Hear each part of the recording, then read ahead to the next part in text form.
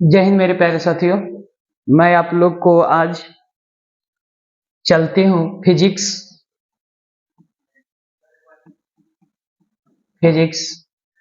मानव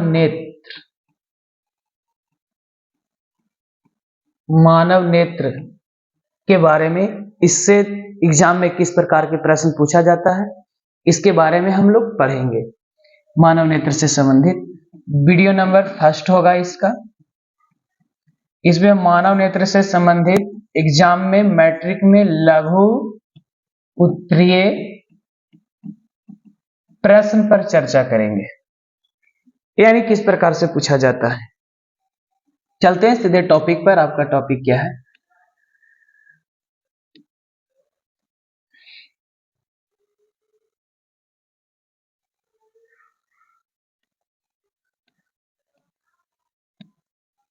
चलिए, मेरा टॉपिक है जिसका नाम है मानव नेत्र वायुमंडलीय अपवर्तन और वर्ण विक्षेपण। मानव नेत्र वायुमंडलीय अपवर्तन और वर्ण विक्षेपण कहा जाता है। मानव नेत्र किसको कहते हैं? तो कहता है नेत्र मनुष्य का बहुत ही महत्वपूर्ण एवं अति आवश्यक अद्भुत प्रकृति भगवान के द्वारा प्रदत्त बहुत तेज प्रकाशीय यंत्र या अंग होता है, जो मनुष्य को दृष्टि का ज्ञान देने में मदद करता है, देखने में मदद करता है।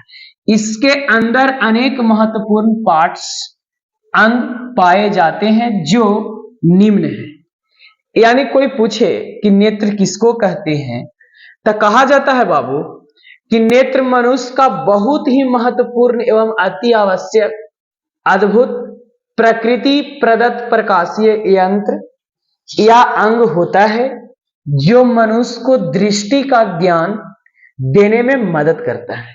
यानी हम लोग को देखने में, देख करके सोचने समझने में हमको मदद करता है। जैसे किसी वस्तु को हम देख रहे हैं, मान लिया जाए हम ब्लैक बोर्ड पे लिखा हुआ मानव नेत्र, तो देख करके बताएं और यहाँ उसके बाद हमारी मेमोरी में कैच हुआ कि यह जो लिखावट है वह मानव नेत्र है। चलिए, इसके पार्ट्स हैं। जो पहला पार्ट से कहा जाता है नेत्र गोलक। देखिए, नेत्र गोलक के बारे में किस प्रकार से हम लोग इसके बारे में चर्चा करेंगे।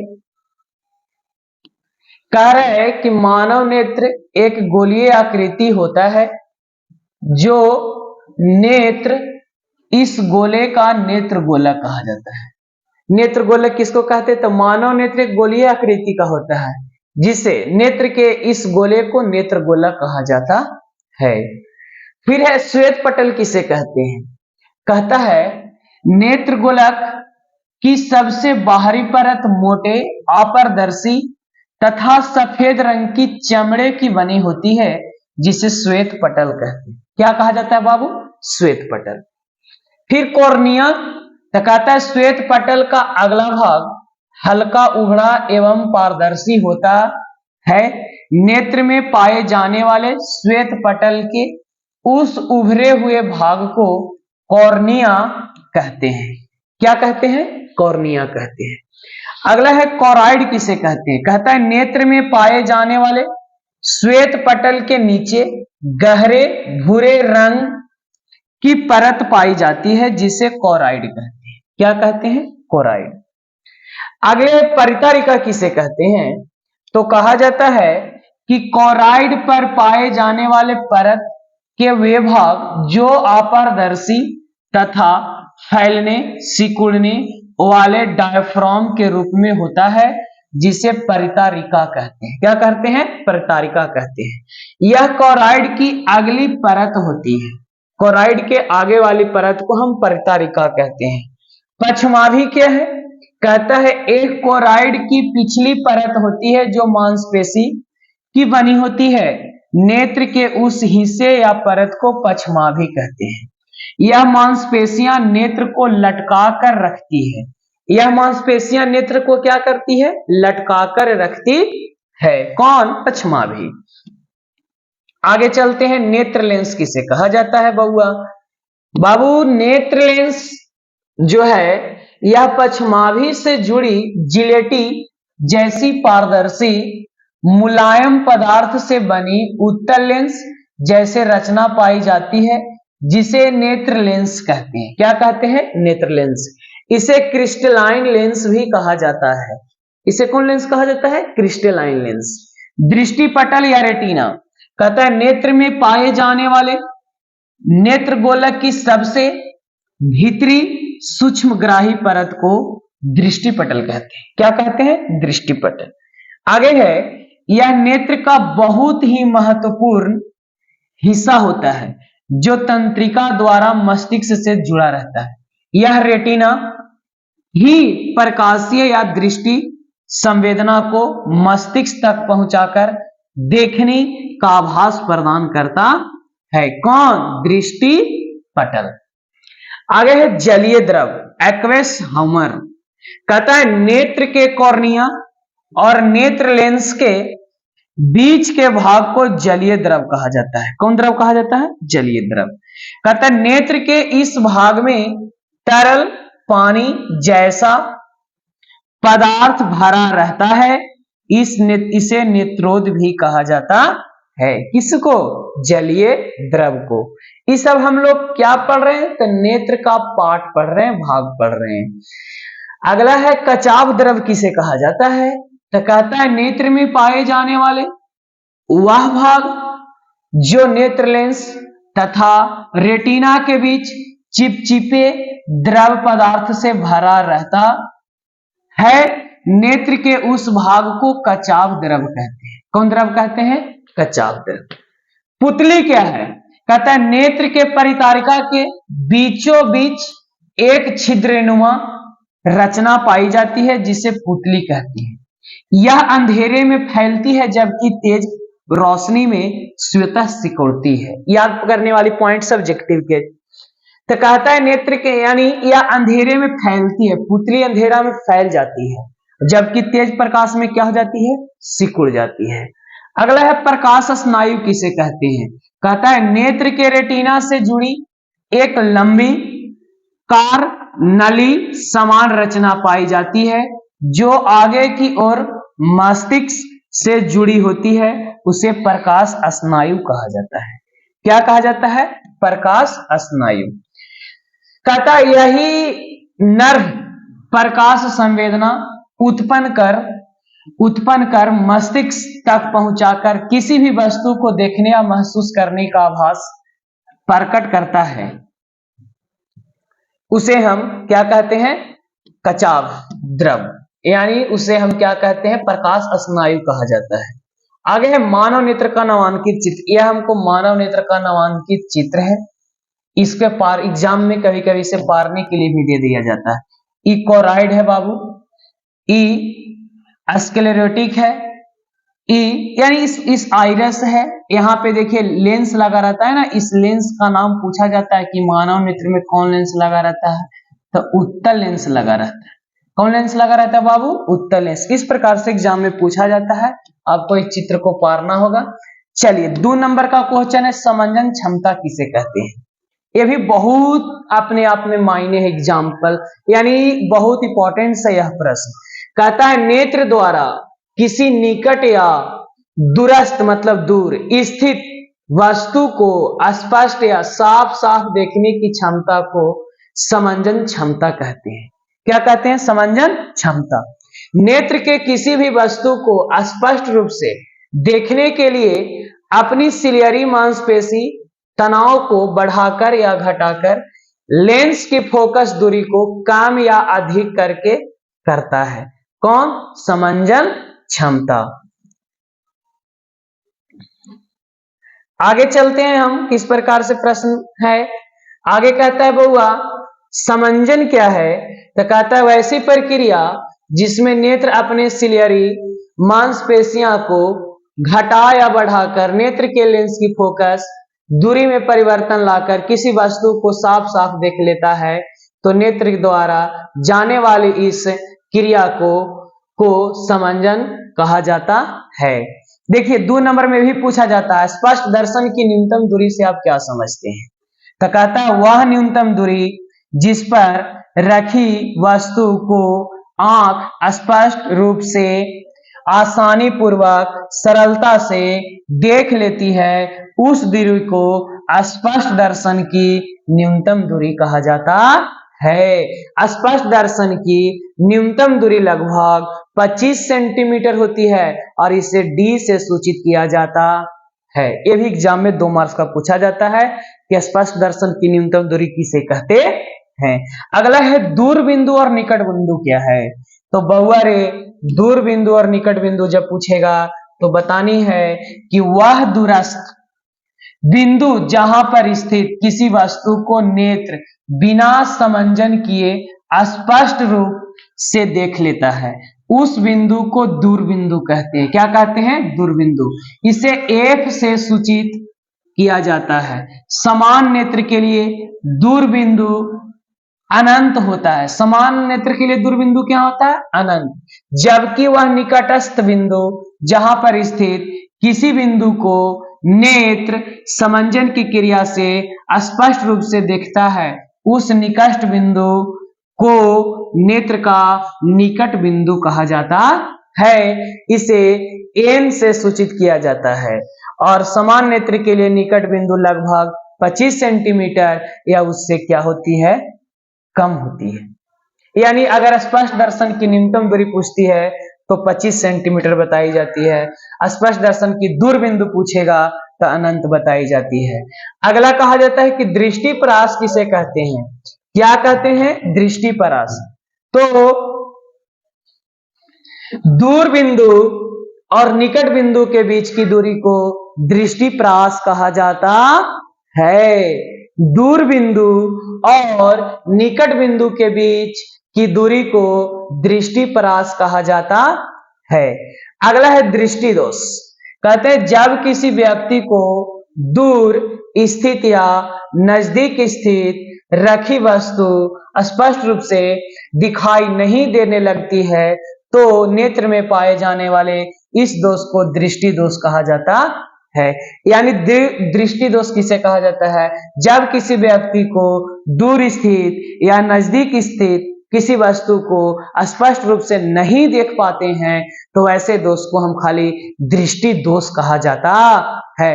दृष्टि दोष बाबू 3 प्रकार के होती है। देखिए आगे हम पढ़ेंगे कौन कौन होती है। कहता है कि इस स्थिति में नेत्र को दूर या निकट स्थित वस्तु का स्पष्ट प्रतिबिंब रेटिना पर बनाने की क्षमता क्या हो जाती है? खो जाती है। तो उसे हम दृष्टि दोष कहते हैं। दृष्टि दोष कितने प्रकार के होते हैं? कहते हैं दृष्टि दोष मुख्यतः 3 प्रकार के होते हैं। पहला निकट दृष्टि दोष, दूसरा दूर दृष्टि दोष और तीसरा जरा दृष्टि दोष होती है। बहुआ चलिए बारी बारी से हम सभी को क्या करेंगे? अध्ययन करेंगे। कहता है अगला कि निकट दृष्टि दोष किसे कहते हैं। तो वह दृष्टि दोष जिसमें व्यक्ति निकट स्थित वस्तु को आसानी एवं स्पष्ट रूप से तो देख लेता है, परंतु दूर रखी वस्तु को आसानी एवं स्पष्ट रूप से नहीं देख सकता है। तो नेत्र में पाए जाने वाले इस दृष्टि दोष को निकट दृष्टि दोष कहते हैं। कौन कहते हैं? निकट दृष्टि दोष। निकट दृष्टि दोष का कारण देखिए समझें। कहता है किसी व्यक्ति के नेत्र में निकट दृष्टि दोष के मुख्यतः 2 कारण हैं जो निम्नलिखित है। पहला, व्यक्ति के नेत्र में लगे नेत्र गोलक का लंबा हो जाना, जिससे नेत्र लेंस और रेटिना के बीच की दूरी क्या हो जाती है? बढ़ जाती है। अगला, नेत्र के लेंस का आवश्यकता से अधिक मोटा हो जाना, जिससे लेंस की फोकस दूरी क्या हो जाती है? घट जाती है। ये 2 निकट दृष्टि दोष होने का हमें क्या है? कारण है। एग्जाम में दृष्टि दोष और उसका कारण और उपाय बताया जाता है तो 5 नंबर में एग्जाम में आ जाती है। कहता है निकट दृष्टि दोष से बचने के लिए व्यक्ति को संतुलित आहार जैसे हरी सब्जी, साग, छोटी मछली, अंडा, गाजर अर्थात विटामिन ए युक्त भोजन का इस्तेमाल करना चाहिए। इसका निवारण का उपाय क्या है? तो कहता है इस प्रकार के व्यक्ति को समस्या होने पर फौरन डॉक्टर से परामर्श लेकर उनके द्वारा बताए गए सलाह का पालन करना चाहिए। किस दोष में? निकट दृष्टि दोष में। और कहता है इस दृष्टि दोष से ग्रसित व्यक्ति को अपसारी या अवतल, देखिए ये पहचानने का तरीका है, निकट है 3 अक्षर के तो अवतल है 4 अक्षर के, 1 2 3 4 तक, 3 का 4 और 2 का 3, ये ट्रिक्स है पहचानने का। कहता है लेंस वाले चश्मे का उपयोग व्यक्ति नियमित रूप से करना चाहिए। जिस व्यक्ति को निकट दृष्टि दोष हो रहती है वह व्यक्ति क्या करता है? तो अवतल लेंस या अपसारी लेंस का उपयोग करता है।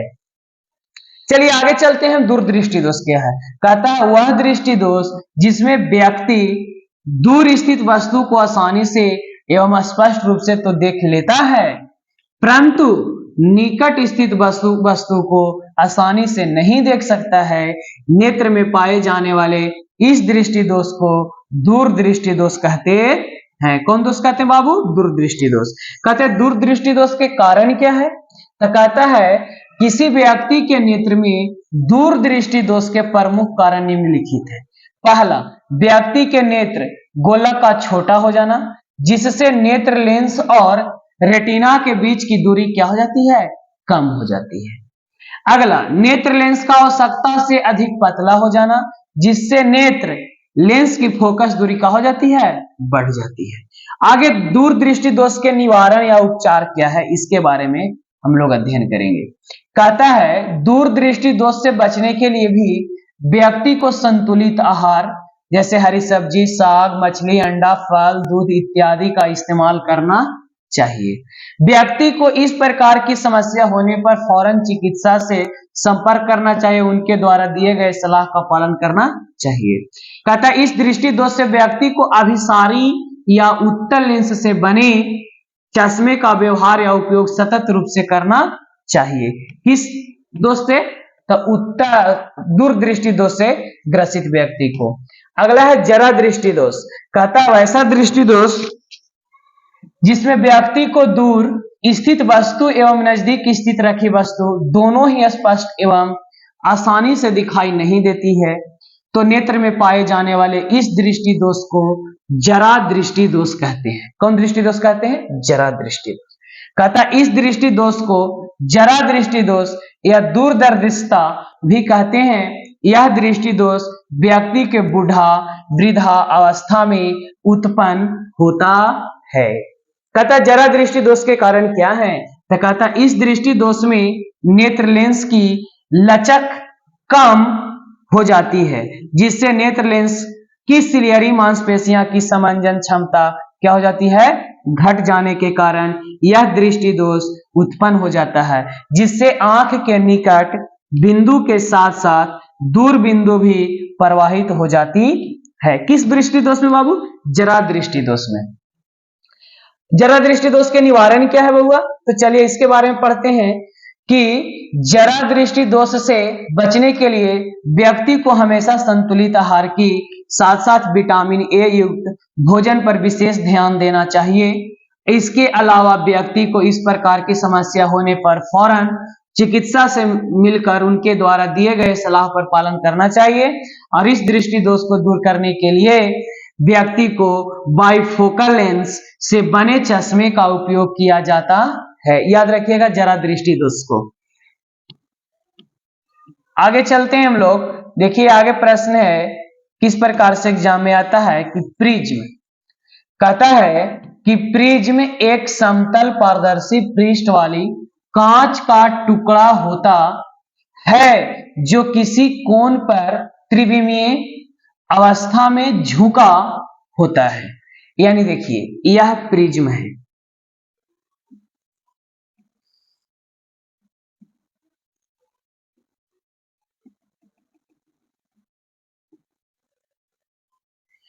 देखिए ये कोर है, कोण यहां से रिफ्लेक्टिंग अपवर्तक पृष्ठ है या आधार है इसका। इस प्रकार से प्रिज्म का निर्माण किया जाता है। तो कहता है प्रिज्म एक समतल पारदर्शी पृष्ठ वाली कांच का टुकड़ा होता है जो किसी कोण पर त्रिविमीय अवस्था में क्या होती है? झुकी हुई रहती है। चलिए वर्णपट एग्जाम में पूछा जाता है। कहता है जब श्वेत प्रकाश की किरणें प्रिज्म से होकर गुजरती है तो वे किरणें प्रिज्म से गुजरने के बाद पर्दे पर रंगीन पट्टी 7 रंगों वाले प्रदर्शित करती है, उस रंगीन पट्टी को वर्णपट कहते हैं। क्या कहते हैं? वर्णपट।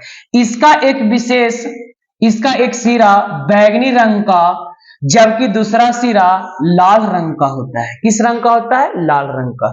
आगे है वर्णपट। वर्ण विक्षेपण किसे कहते हैं?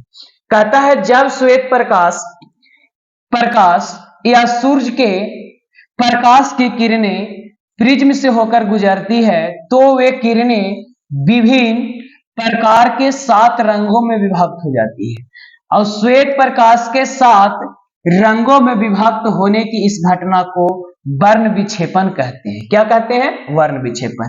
ये किरणें प्रिज्म से निर्गत होने पर 7 रंगों में, जैसे बैंगनी, जामुनी, नीला, हरा, पीला, नारंगी, लाल में होती है। इसका याद करने का एक तरीका है बैजानी हा पीना ला। यही 7 रंग याद करने का ट्रिक है।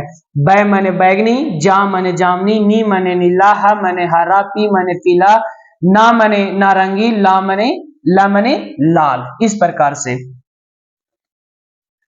तो इस प्रकार से याद करने का तरीका है, यानी बैजानी अपन आला याद रख देंगे तो हमको वर्णपट में 7 रंग क्या हो जाती है? प्राप्त हो जाती। देखिए, लाल रंग जो होता है सबसे नीचे, अब बैगनी रंग जो होता है सबसे ऊपर। यानी इस प्रकार से बतावल है बैगनी, green, blue, green, yellow, orange, red, इस प्रकार से बताया गया है। आपको देखिए आगे क्या है, इंद्रधनुष किसे कहते हैं? ये भी एग्जाम में पूछा जाता है। इंद्रधनुष 2 नंबर में कहता है वर्षा ऋतु के समय में कभी कभी आकाश में अर्धवृत्ताकार धनुष के आकार के 7 रंगों वाली पट्टी का निर्माण हो जाता है, तो अर्धवृत्ताकार 7 रंगों वाली इस पट्टी को इंद्रधनुष कहते हैं। और इंद्रधनुष का निर्माण वर्षा ऋतु के समय इसलिए ही होता है क्योंकि कभी कभी वर्षा की असंख्य बूंदे प्रिज्म जैसे व्यवहार करने लगते हैं, जो अपने ऊपर पड़ने वाले सूर्य के प्रकाश के किरणों को 7 रंगों में विभक्त कर इंद्रधनुष का निर्माण होता है। देखिए बाबू, इंद्रधनुष जब भी बनेगा तो वर्षा के दिन में, और वो भी जब भी बनेगा तो दिन में बनेगा, रात में कभी नहीं बनती है, क्योंकि सूर्य के प्रकाश से उसको क्या करना रहता है? अवशोषण करना रहता है। तो सूर्य के प्रकाश से जब वर्षा की बूंदे अवशोषण करती है, अभिक्रिया करता है, तो वह जो पट्टी बनता है वह पट्टी 7 रंग में विभक्त होता है, उसी को नाम होता है इंद्रधनुष। अब याद रखिएगा, जब भी इंद्रधनुष बनेगा तो क्या होता है कि सूर्य के विपरीत दिशा में बनेगा। सूर्य अगर पूर्व दिशा में है तो पश्चिम दिशा में इंद्रधनुष बनेगा, अगर सूर्य पश्चिम दिशा में है तो इंद्रधनुष पूर्व दिशा में बनेगा। यह याद कर रख ले रहिए, एग्जाम में पूछा जाता है ऑब्जेक्टिव में। चलिए आगे हम लोग चलते हैं। टिंडल प्रभाव किसे है? कहता है कि कोलाइडी विलयन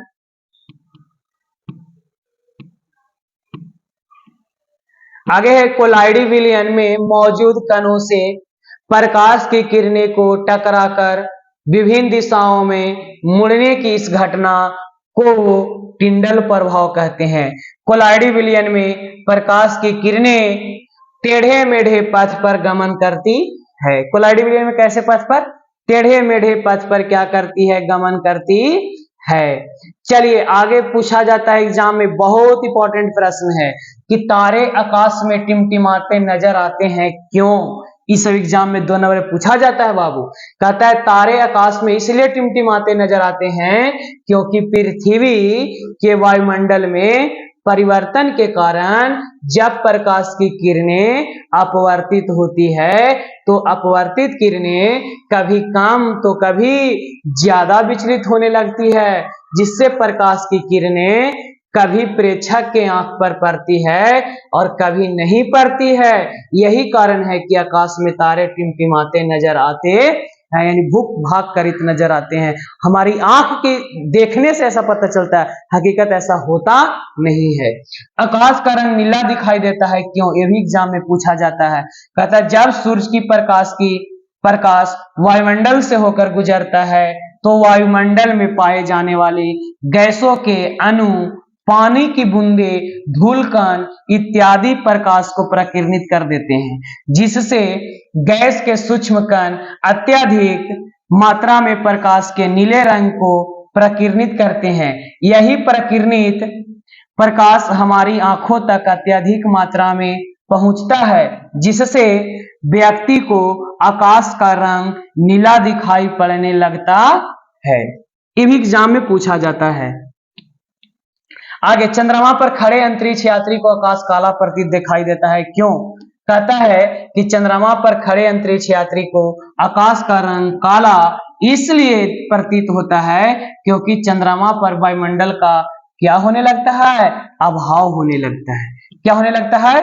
अभाव। आगे चलते हैं। अभाव के कारण प्रकाश के प्रकीर्णन की घटना नहीं हो पाती है, जिससे प्रकाश की किरणें अंतरिक्ष यात्री के नेत्र तक नहीं पहुंच सकती। यही कारण है कि अंतरिक्ष यात्री को आकाश का रंग कैसा प्रतीत होता है? काला प्रतीत होता है। आगे है, सूर्योदय और सूर्यास्त के समय सूर्य लाल रक्ताभ दिखाई देता है, क्यों? कहता है सूर्योदय एवं सूर्यास्त के समय सूर्य के प्रकाश को वायुमंडल से अधिक दूरी तय करनी पड़ती है, जहां सूर्य के प्रकाश को अत्यधिक कणों से होकर गुजरना पड़ता है, जिसमें वायुमंडल में पाए जाने वाले कण मुख्यतः प्रकाश के नीले रंग को ही प्रकिरणित कर देता है, तथा बचा हुआ प्रकाश जो हमारी आंखों तक पहुंचता है वे मुख्यतः लाल रंग के होते हैं। और यही कारण है कि सूर्योदय या सूर्यास्त के समय सूर्य कैसा? लाल या रक्ताभ दिखाई देता है। कौन? सूर्य। आगे है, दोपहर के वक्त सूर्य श्वेत रंग का दिखाई पड़ता है, क्यों? कहता है दोपहर के वक्त सूर्य हमारे सिर पर एवं नजदीक होता है, जिससे सूर्य का प्रकाश वायुमंडल की बहुत अल्पदर्शी तय करने लगती है, अर्थात सूर्य का प्रकाश कम कणों से होकर गुजरता है, जिससे प्रकीर्णन की घटना बहुत कम होती है। यही कारण है कि दोपहर के वक्त सूर्य का रंग श्वेत दिखाई देता है। फिर अगला प्रश्न है कि रात्रि के समय आकाश काला दिखाई देता है, क्यों? ये सारी जितना प्रश्न बता रहा हूं उसमें से नेसेसरी है कि एक प्रश्न जरूर आएगा, जितना हम प्रिज्म से रिलेटेड इधर बताया। कहता है रात्रि के समय आकाश काला इसलिए दिखाई देता है क्योंकि रात्रि में प्रकाश का अभाव रहने के कारण प्रकाश की प्रकीर्णन की घटना नहीं हो पाती है, जिससे प्रकाश की किरणें व्यक्ति के आंखों तक नहीं पहुंच पाती है। यही कारण है कि व्यक्ति को रात्रि के समय आकाश कैसा दिखाई देने लगता है? काला दिखाई देने लगता है। अगला है, तरंग किसे कहते हैं बउआ? तो कहता है किसी भौतिक राशि का वह गुण जो विभिन्न प्रकार के सूचनाओं को एक स्थान से दूसरे स्थान तक पहुंचाने का कार्य करता है। किसी भौतिक राशि के इस गुण को हम तरंग कहा जाता है। फिर कहता है तरंग एक शाब्दिक अर्थ लहर होता है। तरंग का एक शाब्दिक अर्थ क्या होता है? लहर। और यह एक ऊर्जा का रूप होता है जो कंपन या दोलन को व्यक्त करता है, अतः ऊष्मीय तरंग, विद्युतीय तरंग, ध्वनि तरंग इत्यादि। अगला तरंग दैर्घ्य किसे कहते हैं? कहा जाता है कि जब किसी तरंग द्वारा किसी निश्चित समय में कोई दूरी तय करने पर जो पुनः उसी दूरी की पुनरावृत्ति दोहराती है, उस दूरी को उस तरंग का तरंग दैर्घ्य कहा जाता है। तरंग दैर्घ्य की उत्पत्ति दो शब्द और दीर्घ से हुई, माने दो शब्द और दीर्घ से हुई है। तरंग का मतलब लहर तथा दीर्घ का मतलब दूरी होता है, अर्थात तरंग के दो क्रमागत बिंदुओं के बीच की दूरी को तरंग दैर्घ्य कहा जाता है। सभी भौतिक राशियों को तरंग दैर्घ्य भिन्न भिन्न होता है। तरंग दैर्घ्य को एंगस्ट्रम में मापा जाता है, याद रखिएगा, कभी एग्जाम में आता है। आगे है तरंग दैर्घ्य का मात्रक। कहता है तरंग दैर्घ्य का मात्रक एंगस्ट्रम होता है। क्या होता है बउआ? एंगस्ट्रम। और एक एंगस्ट्रम बराबर 10⁻⁻10 मीटर। सोना कभी मीटर में ना देकर के पूछता हुआ, तो 10⁻⁸ सेंटीमीटर होता है बउआ। चलिए, तरंग दैर्घ्य का मात्रक एंगस्ट्रम होता है। इसे नैनोमीटर में भी व्यक्त किया जाता है। तो नैनोमीटर कुछ नहीं, 10⁻⁹ मीटर लगा देंगे। इसे लेमड़ा से सूचित किया जाता है। क्या से सूचित किया जाता है? लेमड़ा से सूचित किया जाता है। अगला है प्रकाश के विभिन्न रंगों के नाम एवं उसके तरंग दैर्ध्य को लिखें। देखिए याद रखिएगा, बैगनी का होता है 400 से 440 नैनोमीटर, इंडिका का होता है 440 से 460, ब्लू का होता है 460 से 500, ग्रीन का होता है 500 से 570, पीला का होता है 570 से 590, ऑरेंज का होता है 590 से 620, लाल का होता है 620 से 700। इतना ही आपको रिलेटेड एग्जाम में पूछा जाता है। इतना जितना बताएं, इस वीडियो को बहुआ पूरा लास्ट शुरू से लेकर के लास्ट तक देख लीजिएगा। सुना, आपको तनिक सा भी प्रश्न में दिक्कत नहीं होगा। मैं इसी के साथ अगले वीडियो को लेकर के आऊंगा विद्युत धारा से रिलेटेड। तो मैं उम्मीद करता हूं कि आप इस वीडियो को बहुत अच्छे से देखिएगा, लाइक करिएगा, सब्सक्राइब करिएगा एंड अपने दोस्तों में शेयर करिएगा। मैं जय हिंद मेरे प्यारे साथियों।